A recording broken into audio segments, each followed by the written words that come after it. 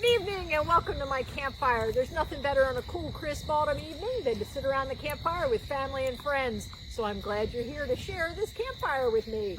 So last month we did some s'mores with a twist and made some yummy treats. This month we're going to tell some not so scary stories. They are a little scary though, so if that's not appropriate for your child, you might not want to share this program with them. So let's get started with the story of brave Bobby Johnson, the abandoned haunted house. So not too far from here, in a small town, was an old abandoned house. Everybody in town said that old house is haunted. But brave Bobby Johnson said, I'm not afraid of anything. And he was sitting around the coffee shop with his friends, and they said, oh, you're not afraid of anything. Why don't you go on up there and spend the night in that house then? And Bobby said, sure, no problem. I'm not afraid of anything. That old house isn't haunted.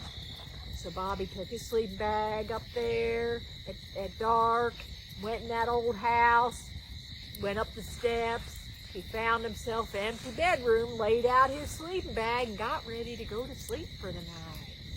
Well, he hadn't but laid down just a minute when he heard a sound at the front door coming in the door. But he thought, that must just be the wind. So he laid back down and tried to go back to sleep.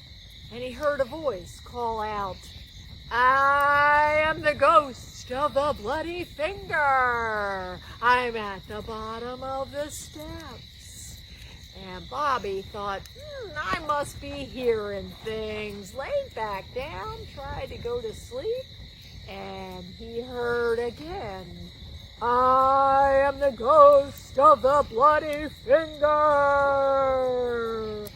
I'm coming the steps now. Well, Bobby thought, this is a little scary, but I'm just going to stay here to be all right. It must be in my imagination. Well, Bobby laid back down and he tried to go back to sleep. But again, he heard, I am the ghost of the bloody finger. I'm in the hallway now. But now Bobby was getting a little scared and thinking, this house really is haunted. And he pulled the covers up over his head and tucked his head down in that sleeping bag. And he heard, I am the ghost of the bloody finger. I'm in the bedroom doorway.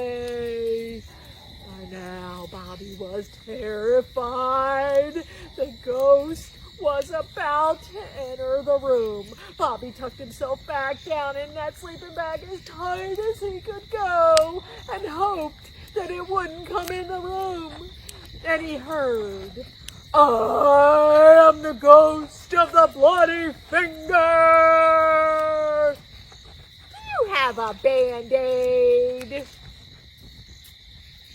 That's the story of brave Bobby Johnson and the ghost of the bloody finger in need of a Band-Aid. So our next story is about another haunted house, or another abandoned house. What's in that house? I don't know. Sit back and we'll enjoy the story of Sam Gibbs and the haunted house. So, in a small town out in the middle of nowhere was a man named Sam Gibbs. Sam Gibbs didn't believe in ghosts and goblins. He said, pshaw, there's no such thing as ghosts and goblins. Well, one day Sam was in town at the barber shop, and the barber said, they got to talking about being that old cabin up in the woods, and Sam said, there's nothing out there in that there cabin. And the barber said, I bet there is. I heard there's ghosts and goblins up there. And Sam said, ain't no such thing as ghosts and goblins. And so the barber said, well then prove it. You go up there in that cabin and spend the night tonight, and you tell me what you see. I'll bet you won't do it. Well, old Sam Gibbs said, I'm not afraid. There ain't no such thing as ghosts and goblins again. And the barber said, well, I'll bet you a whole load of watermelons there is. You go on up there, and if you can spend the night, I'll give you a whole load of watermelons.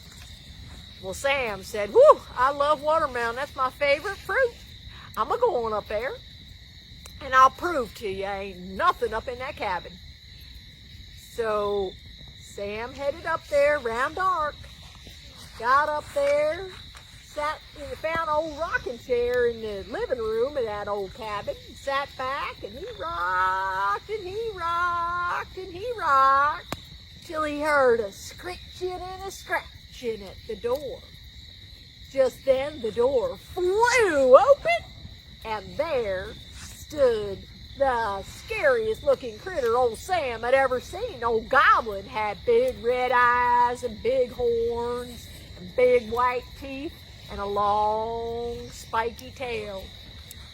And Sam suddenly thought, whoa, this is a goblin if I ever saw one. I'm out of here. And Sam bolted for the first open place he could find, which happened to be the window. And on his way to the window, that old goblin said, there ain't nobody here but you and me now. And Sam said, well, in the morning, there ain't gonna be nobody here but you.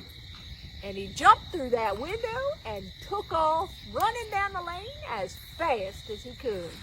For that, he ran and he ran and he ran so fast, he passed 2 old rabbits being chased by a coyote.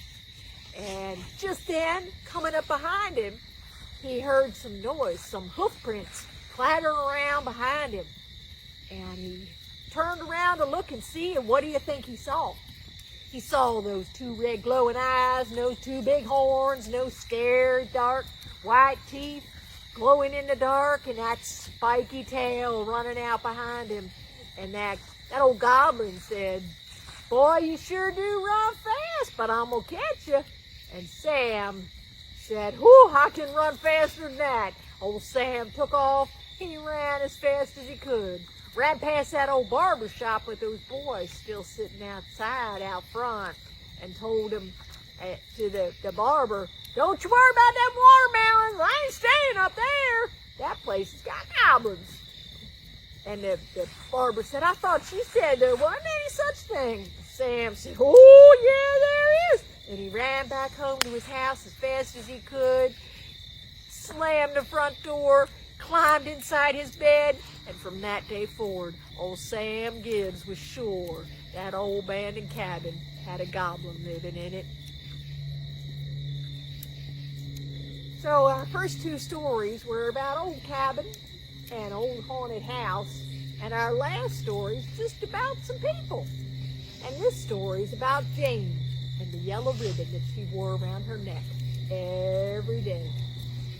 So old Jane was a little girl. She wore a yellow dress with a yellow ribbon tied around her neck every day.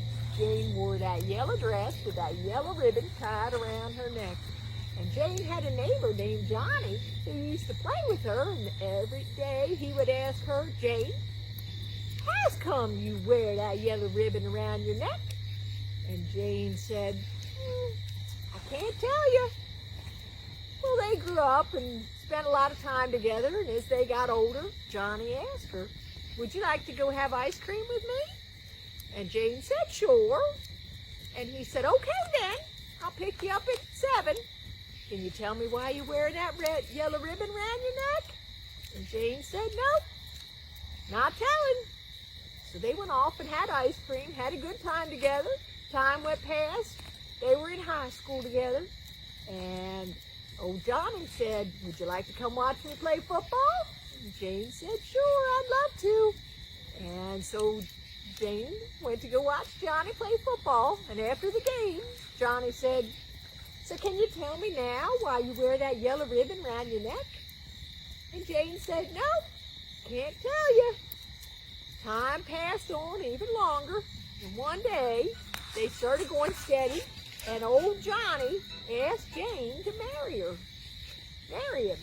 And she said, sure, yes.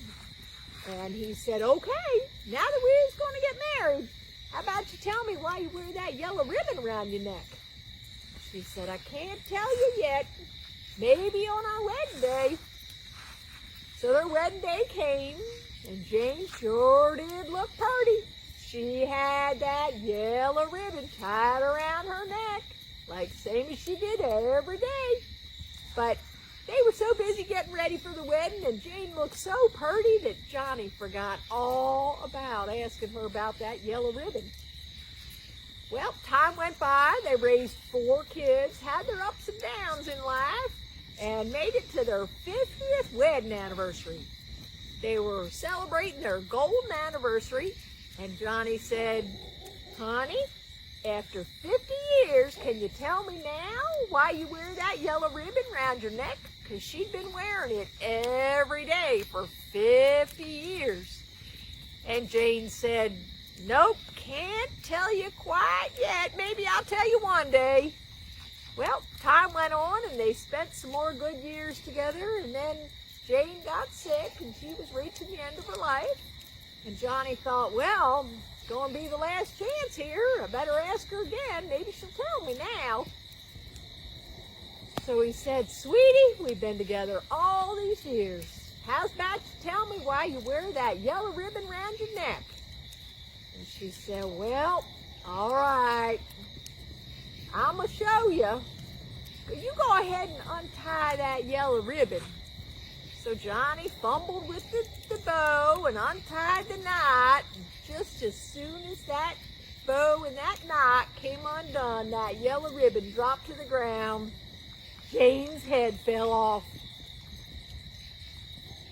So now you know the story of why Jane had that yellow ribbon tied around her head all those years.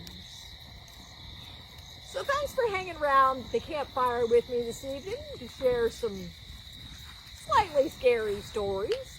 And we had stories with houses and people, scary stories, not so scary stories, stories around a campfire, good times with family and friends. They're all what make for wonderful memories. So I hope you enjoy many great campfires, and next month we'll be doing some silly campfire songs to share. So come back again and join me around my campfire. Have a great evening and enjoy the memories.